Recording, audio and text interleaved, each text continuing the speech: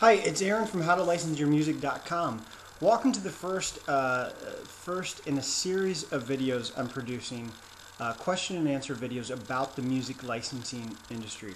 If you haven't already, if you have questions that you'd like me to address in the series of videos that I'm producing, email your questions to questions@RenegadeMusicMarketing.com. I will do my best to address all the questions I receive over the course of the next several weeks.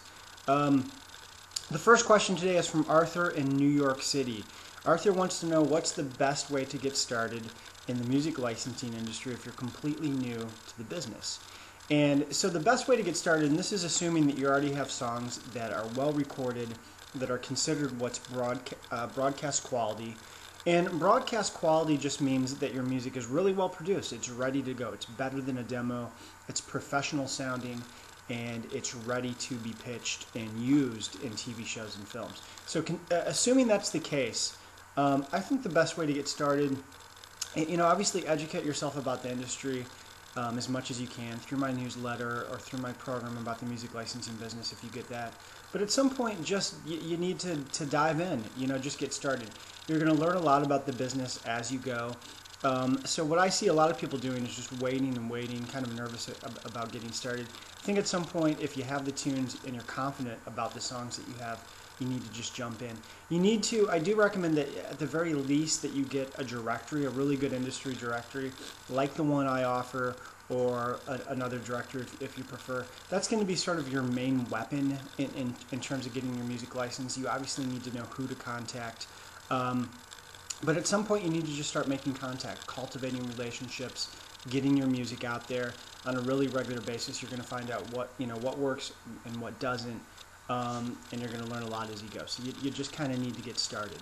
The second question is from Jamie in Denver.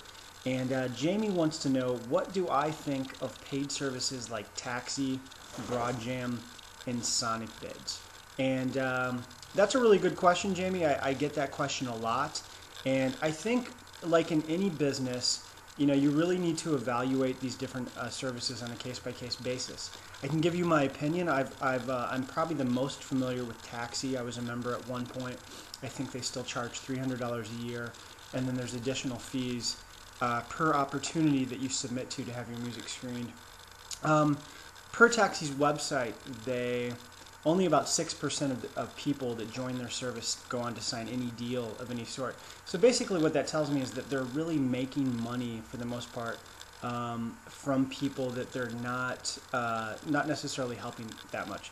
So, I don't want to badmouth Taxi. I'm sure they have a lot of great connections, and I know they've signed a lot of different deals over the years. So, you just need to be aware of how they work. BroadJam is a company I'm somewhat familiar with. They charge different fees to submit per opportunity, and I think there's different membership levels with discounts if you're a paid member of their service.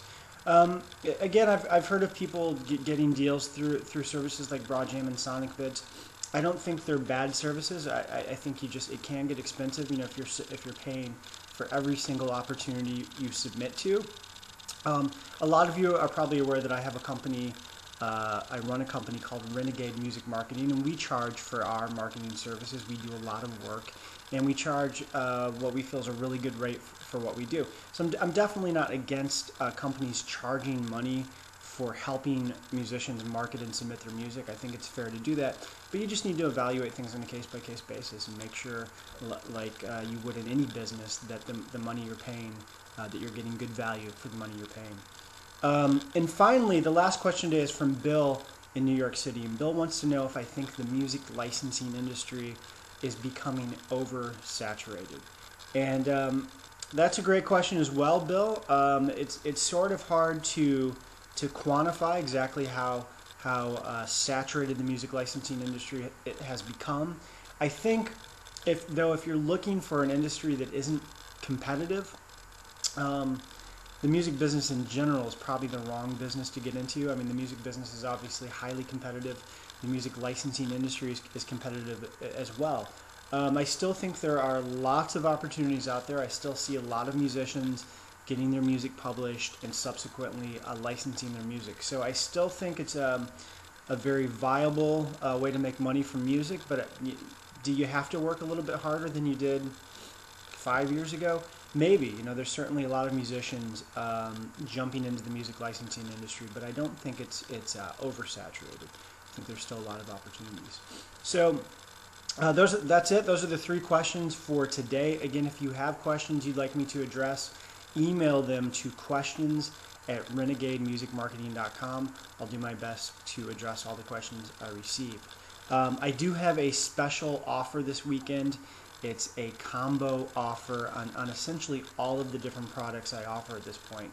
The TV and Film Music Business Directory, the Music Publisher Directory, my program, the A to Z of Music Licensing, and the ebook I wrote, A Songwriter's Guide to Music Licensing. You can get all of them for one low price. There's a link to do that below this program. So that's it. Have a great weekend, and I'll talk to you soon. Thanks.